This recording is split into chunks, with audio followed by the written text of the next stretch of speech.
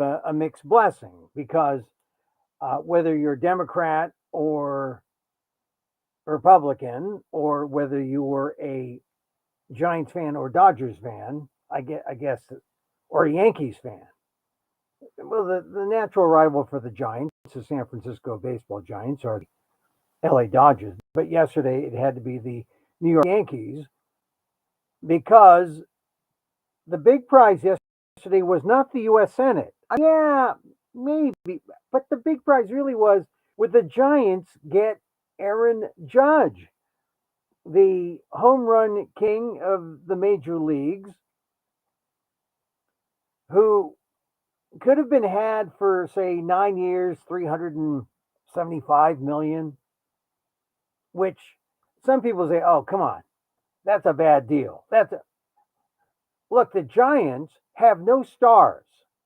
They have a big ballpark. They have no stars. The biggest star they have is Mike Yastrzemski, and it's because his grandfather was a major league superstar in the 70s for the Boston Red Sox. That's not going to get you back in the World Series. So the biggest disappointment, I think, had to be just below Donald Trump's companies being found guilty for tax fraud. Actually, that's not a bad thing. That's a good thing. Those are good things that are happening. But right there, one of the unfounded things is that the Giants lost their chance to get Aaron Judge. And there was a story out that said Aaron Judge was going to the Giants. They had to retract it. Ah, good thing I wasn't paying attention at all to any of that because I, like many of you, was paying attention from like 4 o'clock on to the Georgia runoff, the Georgia Senate runoff. And that, let's see, what would you rather have? Would you rather have Aaron Judge on the Giants or the Democrats with a 51 seat majority? Okay, you got me. You got me. Welcome to the program. I'm Emil Guillermo, Emil Amok to you. This is Emil Amok's Takeout, my takes on all things considerable. We have a pretty good show today because we got a lot of Asian American perspective to deal out that you're not going to get anywhere else because, I think it's a great thing when you have black reporters on the CNN John King political show, Inside Politics, when they get to mention, oh, you know, you got to pay attention to the BIPOC vote. You got to pay attention to the AAP. They say AAPI, like people know what AAPI is, Asian American Pacific Islander. And then you have John King, the esteemed John King, say, this is the future. This is the future of politics. And in fact, it is. What we saw yesterday in Georgia is the acknowledgement of that future. And we're going to get into, and when I say that future, I mean the emerging Asian American vote as part of a, a coalition that wins national elections. I don't think that anyone has gotten that through their head until yesterday. And I've been tracking this, of course, most of my life, most of my career. And of course, I see the mainstream. I see what John King talks about on his show on CNN. And a week ago, there was a black reporter on talking about the importance of the BIPOC community and talking about Asian American or AAPI voters and ads targeting AAPI voters. And she said, this is a thing. And John King nods his head and says, this is the future. At least the next 10, 15 years. Well, maybe beyond of American politics, right? I mean, heretofore, I like to say heretofore. I like to say it heretofore. 3 syllables, which means beforehand or up till now.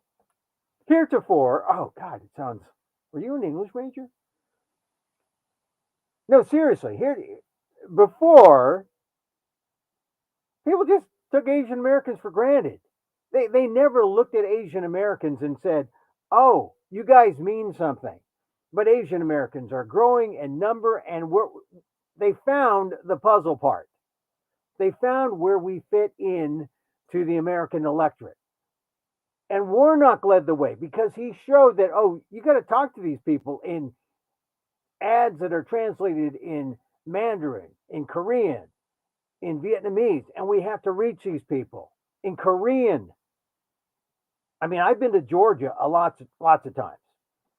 And one time I went to a Korean church where I was a speaker, and my God, they've got a thing going on north of Atlanta. They've got these Korean churches, and you gotta figure that Reverend Warnock had that networking going, and he knew you can't just say black, indigenous, and people of color and leave out the Asian Americans. And so today, I just want to share ALDEF, the Asian American Legal Defense and Education Fund. They released their nonpartisan multilingual poll of 337 Asian American voters in the December 6, 2022 Senate runoff. The, I mean, this is significant because no one really targets Asian American voters. So this gives you a real glimpse. You can say, oh, doesn't sound scientific to me, Emil. 337 in a multilingual exit poll. It's informative, like the other polls are not. With their samples, they don't sample for Asian Americans. That's what gives this ALDEF exit poll credibility. And so what the polling found, and it's conducted in 5 key sites for Asian American voters in DeKalb, Fulton, and Gwinnett counties in the Atlanta metropolitan area. Oh, see, Emil, you weren't out in the exurbs, which I like to call it the rhubarb. They weren't out in the exurbs. Okay, they weren't out in the. They weren't. It wasn't comprehensive in terms of all of Georgia. The red parts. But this will tell you what Asian American voters in those 5 key sites, DeKalb, Fulton, Gwinnett counties, Atlanta metro area, what they thought. They were surveyed in English and also in Bengali, Chinese, Korean, and Vietnamese, because that's where they are, right? You say, well, they weren't like in Forsyth County. Oh, all right, come on. This is data, and it's for real. And this is what they found. Asian American voters' support for Warnock grew versus the November 8th general election. 78%, 78.1% supporting him in the runoff versus 60% in the general election. And everyone was looking, all the mainstream poll watchers were looking to see how the candidates would outdo themselves in this go round. And everyone said, well, Warnock's got to outdo himself in these areas. And look what happened. Asian American support grew. Not 60% in the general, grew to 78.1%. The 5 largest Asian American national origin groups in the survey all supported Senator Warnock. The Bangladeshi, 96.3 for Warnock, only 3.7 for Walker. Asian Indian, 83.3 for Warnock, 14.1 for Walker. Now, Asian Indian, that's a pretty big community there. Vietnamese, 80% for Warnock, 20% for Walker. Figures, Vietnamese, more conservative. Korean, even more conservative, 35.2% for Walker, but 64.8 for Warnock. Chinese, 61.5% for Warnock, 38.5% for Walker. So that's in keeping with where the different Asian American ethnicities are. Chinese, more conservative. Actually, it's a surprise that they're more conservative than the Vietnamese, who nationally are usually more conservative than any of the Asian American groups, but not in Georgia. Female voters supported Warnock 81.4%, to Walker 17.9%. Male voters supported Warnock 75.7%, Walker 23.6%. This is just to give you a flavor of where the Asian American vote was. It was far more for Warnock than for Walker. And here's an interesting stat. Native born voters supported Warnock 93.2 to Walker 6.8, while the foreign born voters supported Walker 72.3% and Walker 27.7. Why, Emil? Well, I think it's because there's an older conservative strain among the foreign born. Native born are second, third generation and more assimilated. Makes sense. They would be 93.2% Warnock versus foreign born 72.3%. But if anyone is interested in the Asian American community, figure that this is one of the fissures in our community between native born, foreign born. It always has been, always will. You see it in the Warnock vote. Voters, this is an important one. Voters with limited English proficiency, LEP, supported Warnock 64.4% and Walker 35.6%, while non-LEP voters supported Warnock 84.9%, Walker 15.1%. Interesting. Once again, I think it speaks to when they arrived, why they are limited proficiency. Non-LEP voters, better English, more educated perhaps, more assimilated. Warnock, 84.9%. Registered Democrats voted for Warnock by 98.5%, while registered Republicans voted 84.6% for Walker. The disparity, maybe there was some crossover. Maybe you can infer that, but that's just by looking at that number. 98.5% of registered Democrats for Warnock, they retained that loyalty. Registered Republicans, just 84.6. Could have been significant in a race as close as it was yesterday. That's an important thing. And overall, that's the important thing about looking at a small group like Asian Americans who number about, I think the latest estimates I saw, there's like 133,000 registered voters, Asian American voters in Georgia. You know, it's a small number, but when you have an election that is decided by 90 to 95% or 90 to 95,000 votes, you're interested in what those 133,000 registered Asian Americans are doing. And even if only 50% of them voted, 60,000 votes, that's a big chunk. You look at the margins and you say, how significant are Asian Americans? Well, if they overwhelmingly went to vote for Warnock, very significant. And as I said, Asian American voters, according to this poll by the Asian American Legal Defense and Education Fund, 78.1% supported Warnock in the runoff yesterday versus 60% in the general election. So more people came out to vote, more people crossed over. It was typical of what Warnock did throughout Georgia, which is outdo himself. I guess, is that the word? Just increase his numbers this second go round in the runoff.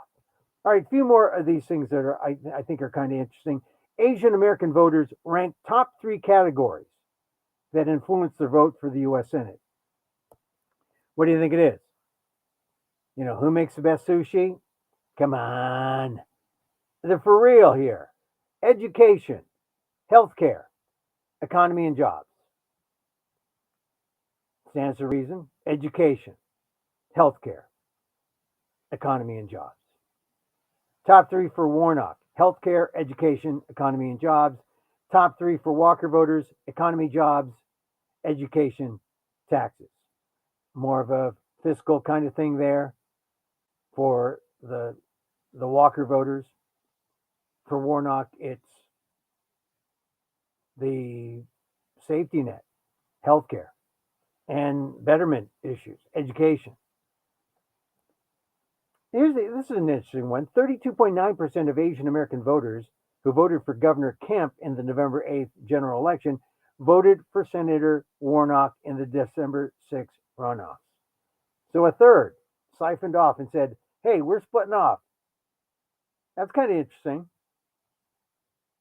especially if you're looking to see how Warnock was able to outdo himself among Asian Americans, how he grew. Well, there it is. 32.9% of Asian Americans said, hey, I voted for Kemp November 8th, but I'm voting for the smart guy, Warnock, December 6th. Not voting for a football player. We don't need a football player in the Senate. I don't know exactly if that's what they said, but that's the sentiment. 89.2% of Asian American voters who did not vote for a candidate for governor on November 8th voted for Warnock in the December 6th runoffs. Which, what can you say about that? These are people who just came on and said, I'm going to be like that lieutenant governor, with the, he has the, excuse me, the narrow eyebrows, that guy.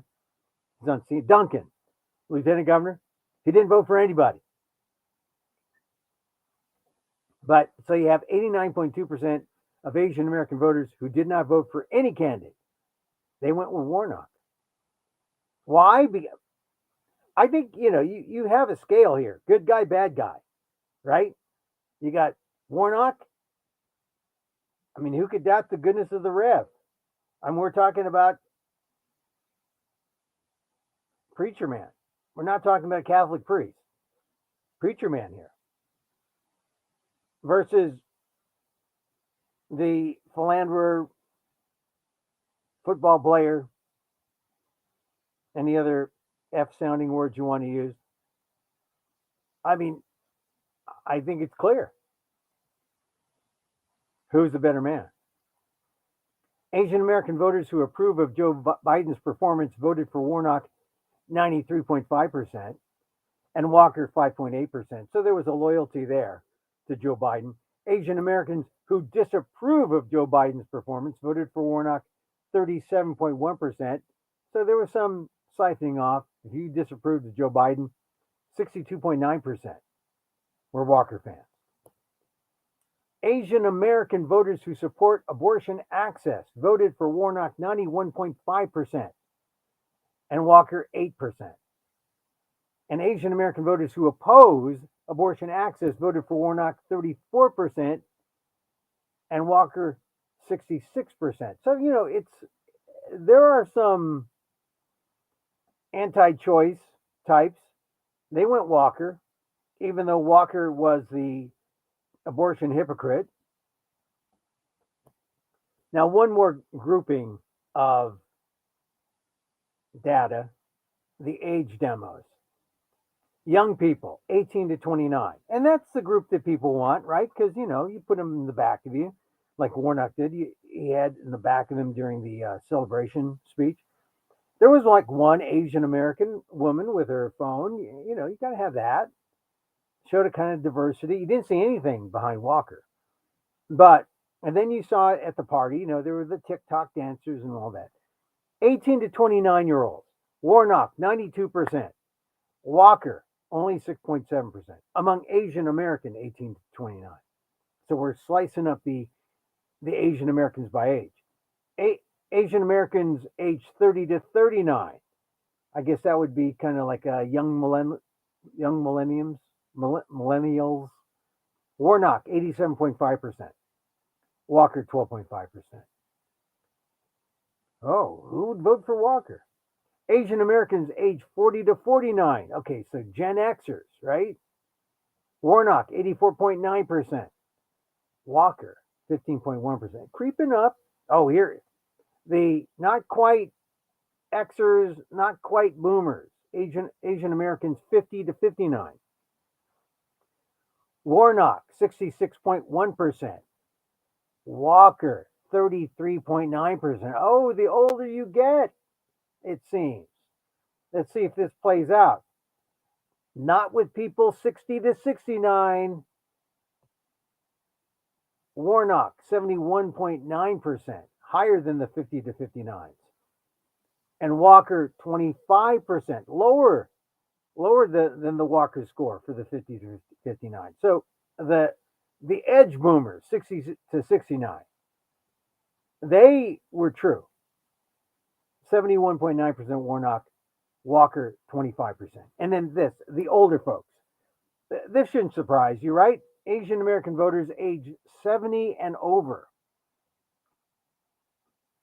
Warnock 37.5%, Walker 62.5%. Walker 62.5%. If you're an older Asian American, you voted for Walker in Georgia. If you were a younger one, ain't no way you're voting for Walker, just 6.7%, 92% for Warnock if you were 18 to 29. So that's, I think, kind of interesting to see how the Asian Americans split things up. I mean, I just think that the Asian Americans, as I write in my ALDIF column, kind of showed that we'll take action. I mean, that's really the big takeaway for me. And you can see my column on the ALDEF blog, aaldef.org/blog. But basically, it's that people are noticing us. I mean, there's 133,000 voters, Asian American, in Georgia. That's the estimate. We're a relatively small number, but we're like booming like crazy. And we can help coalitions win big politically. And I know this because the times I've visited Georgia, I've got a daughter or had a daughter in Georgia. She's moved, but she didn't live in that big part of Atlanta either. She lived like in the deep, deep, deep south part of Georgia, down near Alabama and Florida. And I actually loved going down there to those parts because they had this statue of Ray Charles, and all you had to do was push a button. He sings like Georgia on My Mind, Born to Lose, yeah, all his hits. But Georgia on my mind. Georgia was on my mind on Tuesday night, and I think the other takeaway is that just from watching this on TV, you could feel the excitement, right? Raphael Warnock, Herschel Walker. The stakes are high. Who'd be the 51st Democrat? And there's nothing else on TV but the People's Choice Awards, right? So you got to give the nod to the real People's Choice democracy. I mean, really, is there anything more exciting than counting votes in a tight election? I mean, you're looking, especially if you hear people like in the last couple of election cycles, people are talking about, well, maybe just within, about Trump elections. People talk about, oh, corruption and, something's wrong with the voting machines. And so you're watching, everyone's watching. And guess what? There was no irregularities. Truth be told, despite what MAGA types say, there rarely are. And you have the TV graphics, they couldn't keep up with the vote. And I remember first turning in at 4 and hearing them say, well, we're not going to have 4 Pacific. That's 7 p.m. Eastern. That's when the polls close. And I remember them saying, well, we're not going to have some until 8 o'clock. And I just had a sigh of relief because I didn't have to be chained to the TV. But by 5:42 Pacific, Walker goes up by 9,000 votes. And he takes a 50.2% to 49.8% lead. That's all you did. 50.1 is what you need. You need a majority. And you could hear Republicans saying, freeze that, 50.2 for Walker, 49.8 Warnock. They're saying, freeze that. But by 6:12, Warnock had come back to within less than 1,000 votes. And it was tied at 50%. And I think you could hear everyone say, oh no, we don't want another runoff. No, we don't want another run. Well, you're not going to get one. Not tonight. Not on that night. 6:20 p.m., 79% of the vote. Warnock back on top, 32,000 votes. to take a 50.6% lead to Walker's 49.4. I mean, this is how it went, like, for hours. And I know a lot of people disdain horse race coverage. They say, "Oh, it's beneath us as a people." No, it's not. It's not. It's exciting, and it's especially if it's in real time, right? Walker would take back the lead when more same day votes from rural areas would come in. You know, they're white, less educated, more Trumpy voters, and they gave the footballers support. But then Warnock came roaring back each time.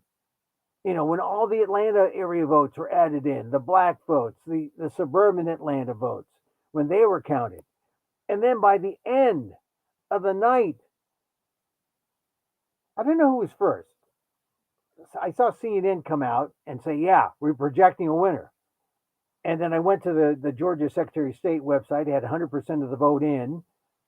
Apparently, it's 100% of the precincts counted, but they had 3.5 million votes counted. 3,518,244 votes counted at 9:54 Pacific.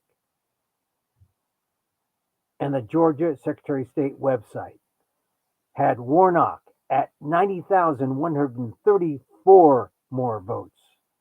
90,134 more votes than Walker. Warnock had 1.8 million or 51.28%, and Walker had 1.7 million or 48.7%. Democracy won. We didn't need another runoff. But just think of this. With a 90,134 vote margin, and since then, that was last night. Right now, I think it's grown by another 5,000 votes. That doesn't mean they're illegal. It just means that they were in different tranches and they end up getting counted, although 100% of the precincts were reported last night when I saw the website. But it shows you how precarious our situation is in this country. You got Walker, a handpicked Trump celebratory clone, whom even Dave Chappelle has called observably stupid. Walker should have lost by several 100,000 votes, given all his negative qualities. He should have been rejected as a viable candidate. But Walker lost, but just within 90,134 votes of the U.S. Senate. I mean, that's not much margin between a good guy, Reverend Warnock, and the known philanderer, abortion hypocrite, alleged domestic abuser Walker. It shouldn't have been 90,134 votes close. Or as I said, now they're counting down a few more votes added on. It's like 95,000 is the margin. But as I said, this is where, if that's the margin, 95,000, you got Asian Americans turning out for Warnock, 78.1%. That's significant. That's significant. It's significant, and it shows something. It shows that Asian Americans care. Asian Americans want to vote. And the ALDE poll showed what we were motivated to vote for. Healthcare issues, abortion access. Warnock needed us. He needed us. We were part of the coalition of voters who made democracy work on Tuesday. So, of course, the big issue was, would Herschel Walker accept this? Because it's not clear. He's handpicked by Trump. Would he do the Trumpy thing and say, well, I want to recount, I want to whatever? I think this shows that Walker, for as Dave Chappelle would say, observably stupid that as he is, this shows that he is at least smarter than Donald Trump because Walker came out and conceded. And that should be a thing among Republicans.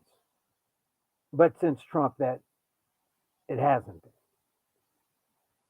And Walker was a good loser. He showed humility. He even thanked his wife. He thanked his wife Julie,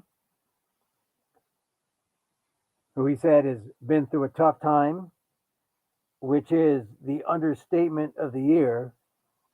But I want to play a little bit of his goodbye speech or his concession speech because it was kind of interesting.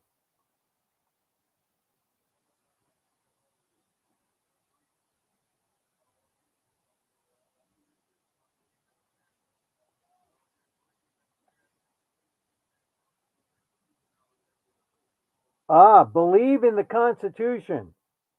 Maybe that was a swipe at Trump, who doesn't believe in the Constitution. I mean, this is what Herschel Walker. I don't know if he was reading off his script. Herschel Walker's more of his concession speech.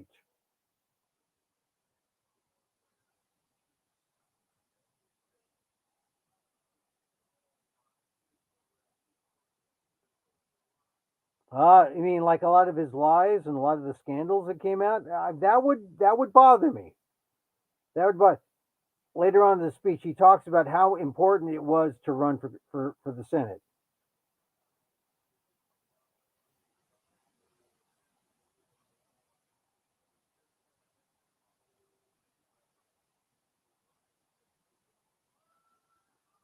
I mean, see, he likes running for the Senate seat in Georgia, even though he lives in Texas. So maybe he sees Georgia as an upgrade finally.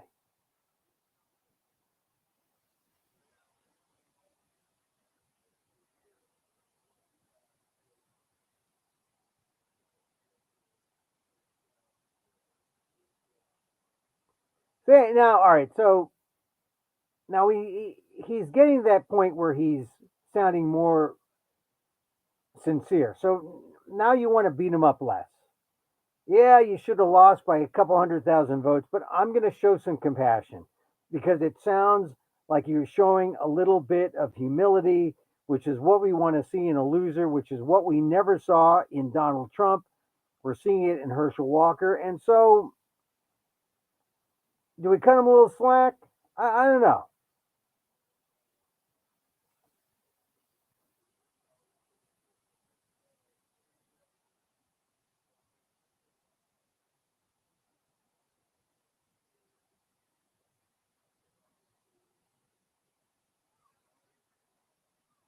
See, and this is what I would be fearful of.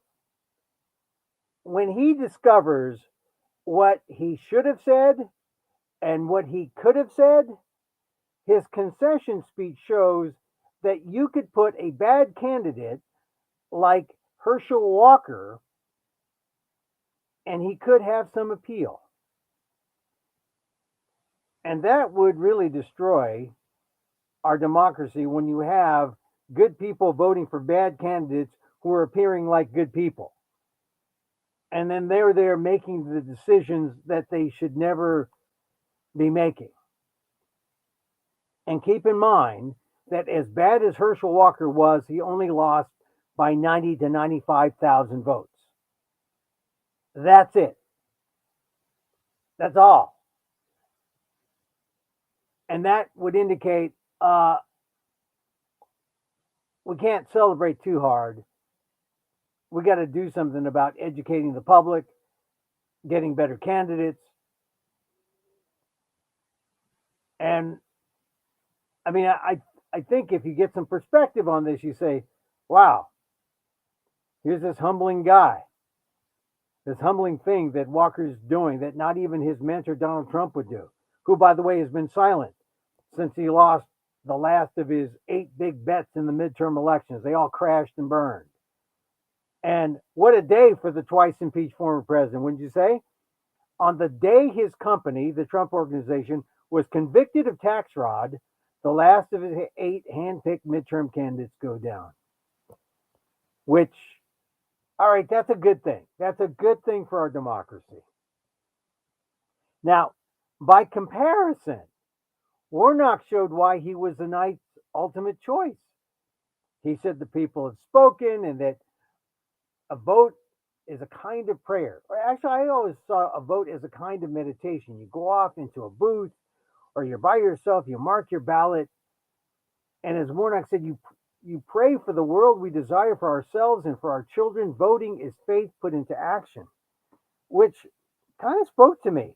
I mean, sometimes it's not easy to vote, but when you're voting in there and it's you trying to figure out who to vote for, it is about as religious an experience as democracy should be. There, of course, there should be separation of church and state, but in democracy, it is a prayer where you're putting faith into action, the faith that our democracy works, that we can trust our leaders, that they will take us to the place we want to go, that will bring us to the world we desire for ourselves and our children.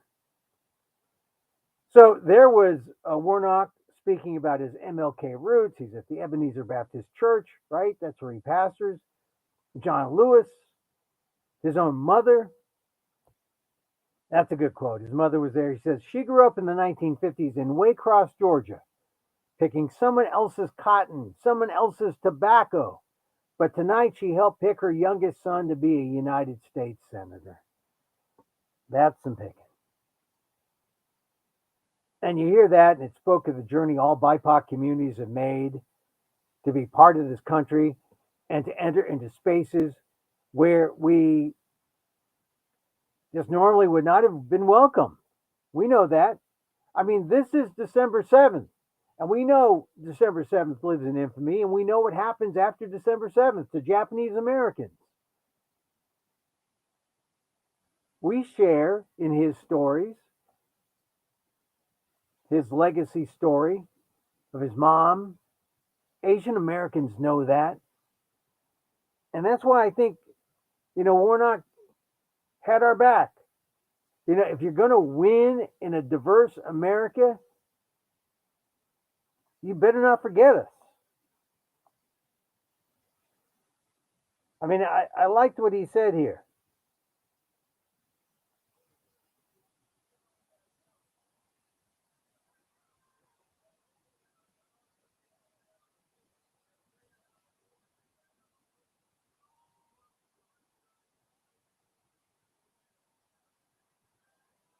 So in that call and response thing, I mean, he got it. He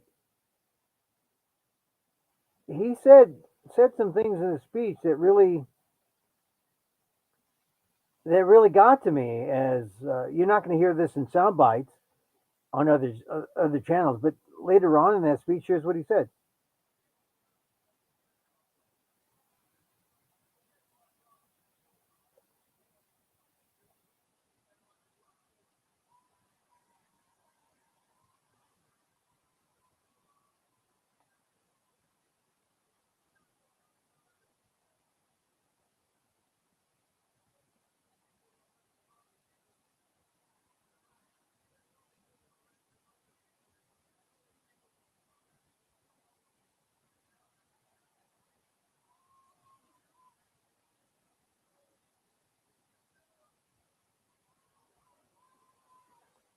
So it works both ways. You cannot serve me if you cannot see me.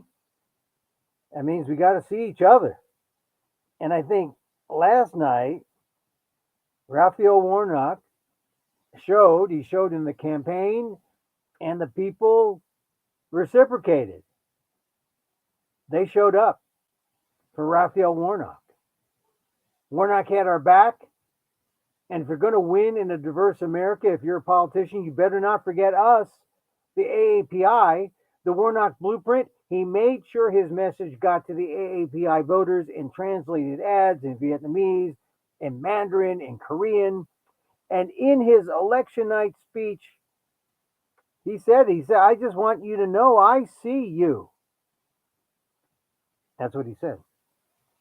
Don't believe me? He said it. Oh, my recorder here is stuck here. Uh, where does he say that? Oh well, he said it. He said, "I see you." I mean, that's simple, right? Oh, he says, "Ah, there he's in." That's all we wanted to hear from Raphael Warnock. I mean, he sees us. He saw us. He really did.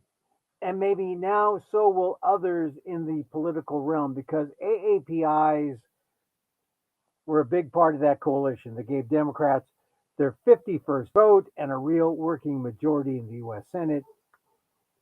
And, it's funny. It's a place like Georgia where it makes a difference. We're so small in number, even though we're one of the fastest growing, if not the fastest growing electorate. But in a single race, we're 95,000. That's the margin. 95,000, the margin for victory. In Georgia, we're 133,000. And when almost 80% of us come out to vote for Raphael Warnock, if we weren't there, he may not be the 51st vote for the Democrats. And of course, why is it important to be the 51st vote? Well, you know, all those things they're talking about in the Supreme Court. I mean, you can talk about the Dobbs decision, which took away Roe. You can talk about all the things they're talking about, same-sex marriage. They talk about the 303 creative E.443, where they actually could, uh, the court could side with a website designer who doesn't want to serve gay people, LGBTQ, same-sex marriage folks. Which means, well, you do that, why stop there? Why not put up a sign that says, we're not serving Asians, we're not serving blacks, we're not serving women, we're not serving Filipinos, right? Oh, I'm sorry, they did have a sign in the 30s in America that said no Filipinos allowed. Oh, well, we did have a sign in America in the 40s that said Japanese Americans, you go into camp. We'll serve you that way.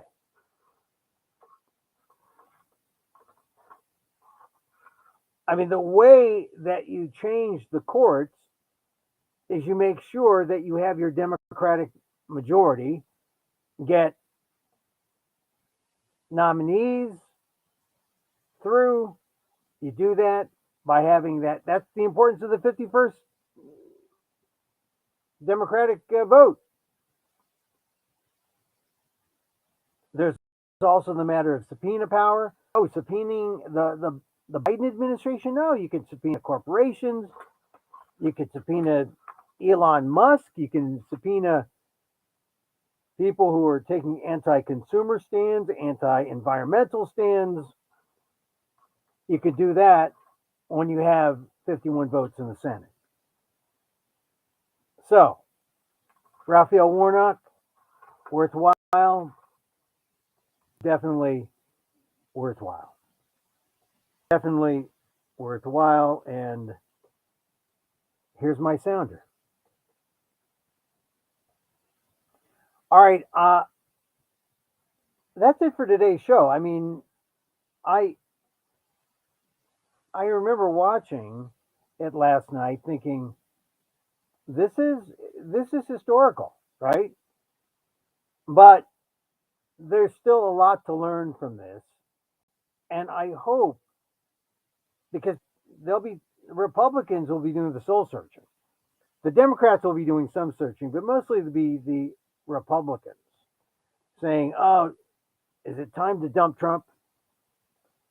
I don't know. Maybe one more indictment, and I think it's time to say he's bad for the Republican brand. He's just bad. I mean, how many indictments do you want? I mean, there's the Mar-a-Lago case that comes up. There's the Fulton County case in Georgia. Oh boy, Georgia is going to be one of Donald Trump's favorite states. I, I just think at this point, smart Republicans better rally because Warnock in his speech talked about working both sides of the aisle. Schumer in a speech this morning talked about reaching out to others rather. This may be a signal that better times are yet to come in terms of politics. That's how significant the 51st vote was yesterday. And so make no mistake, Asian Americans were a big part of that. Asian Americans, according to the ALDEF exit poll, gave Raphael Warnock 78.1% of their vote versus 60.1% in the general election. That's significant. And so who was the most Warnocky Asians? Bangladeshi, 96.3. Thank your Bangladeshi friends. Asian Indian, 83.3. Vietnamese, 80%. Korean, 64.8%. Warnock. Chinese, 61.5% were Warnocky. And this again, from the ALDEF exit poll. Go to aldef.org/blog and check out my column there and also get the link to the exit poll. All right, we're going to end the show here. Back again tomorrow.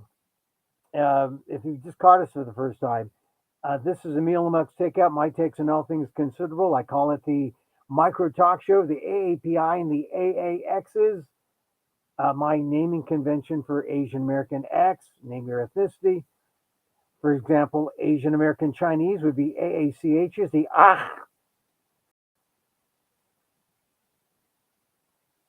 And that's because the AACs would be the Asian American Cambodians.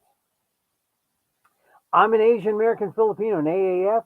So this is our talk show, but you can't, if you're neither or none of the Asian American ethnicities, you could be an ALL, all the rest of us. So this is my takeout, my takes on all things considerable, and I subtitled it, What Does an Asian American Think? WDAAAT. My column is on the ALDEF blog, aaldef.org/blog. Check that out there. Check out this show live, 2 p.m. Pacific, on YouTube at Emil Amok 1, on Twitter, still there, at Emil Amok, EMILAMOK, on Facebook at facebook.com/EmilGuillermo.media, and also on my website. You can get the recordings at amok.com. This is show 443. We've done 443 of these. That's how long we've been talking. We used to go on, like I said, 2 p.m. Pacific, talk for an hour, and then say au revoir.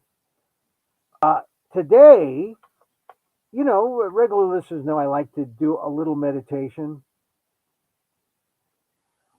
I always like to end with a little loving kindness. Loving kindness never hurts. Loving kindness is always good. It gets you over your bumpy spots or you're having some self-doubt. And it's simple. It's the prayer. You think of someone you love, you think of someone you hate, you think of all the world, you think of someone who you may not have noticed, and after each go around, you just say this simple prayer. You say, may you be safe, may you be happy, may you be healthy, may you live at ease, and something happens. You put that out, and it comes back. Simple. So, until next time, as I wish for me, I wish for you. May you be safe. May you be happy. May you be healthy. And may you live with ease. Back again tomorrow, 2 p.m. Pacific, live. I'm Emil Guillermo. Till then, Mahal Kita.